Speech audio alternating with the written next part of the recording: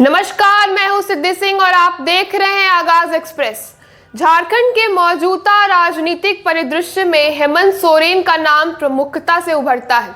वे झारखंड मुक्ति मोर्चा के प्रमुख नेता है और वर्तमान में राज्य के मुख्यमंत्री के रूप में कार्य करता है।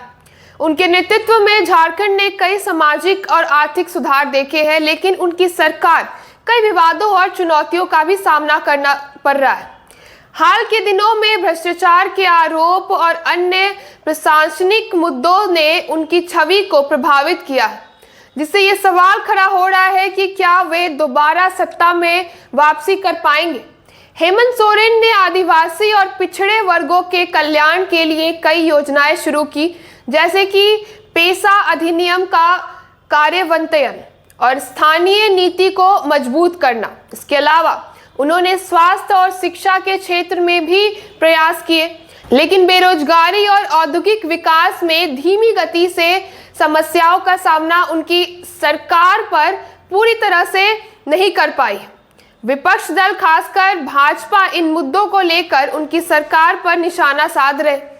भाजपा और अन्य विपक्ष दल हेमंत सोरेन की सरकार को घेरने के लिए पूरी तरह से तैयार है। वे भ्रष्टाचार और प्रशासनिक अक्षमता को मुख्य चुनावी मुद्दा बना रहे हैं। भाजपा, जो राज्य की पिछली सत्ता में रह चुकी है, विकास और रोजगार के वादों के साथ जनता के बीच अपनी पकड़ मजबूत करने की कोशिश कर रही है। इसके अलावा राज्य में केंद्र सरकार की योजनाओं का प्रभाव भी भाजपा के पक्ष में काम कर सकता है। झारखंड की जनता का मूड इस बार काफी निर्णायक भूमिका निभाएगा। आदिवासी और ग्रामीण क्षेत्रों में हेमंत सोरेन की मजबूत पकड़ है, लेकिन शहरी और औद्योगिक क्षेत्रों में भाजपा का प्रभाव बढ़ रहा है। हेमंत सोरेन की सरकार योजनाओं का सीधा लाभ उठाने वाले वर्ग उनके समर्थन में है, लेकिन युवा वर्ग रोजगार की कमी से नाराज है।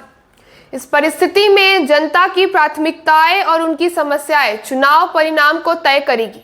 हेमंत सोरेन की वापसी पूरी तरह से इस बात पर निर्भर करेगी कि वे अपने शासन की सकारात्मक छवि को जनता के सामने कैसे पेश करते हैं और विपक्ष के आरोपों का किस प्रकार जवाब देते हैं। उनके लिए आदिवासी और ग्रामीण मतदाताओं को अपने पक्ष में बनाए रखना बेहद जरूरी होगा। अगर वे अपनी कमजोरियों को दूर कर मजबूत रणनीति के साथ आगे बढ़ते हैं तो झारखंड में उनकी वापसी संभव है, लेकिन देखना यह दिलचस्प हो जाएगा कि जनता का फैसला किस तरफ झुकता है। तो ऐसे तमाम खबरों के लिए जुड़े रहिए हमारे साथ और देखते रहिए आगाज एक्सप्रेस। धन्यवाद।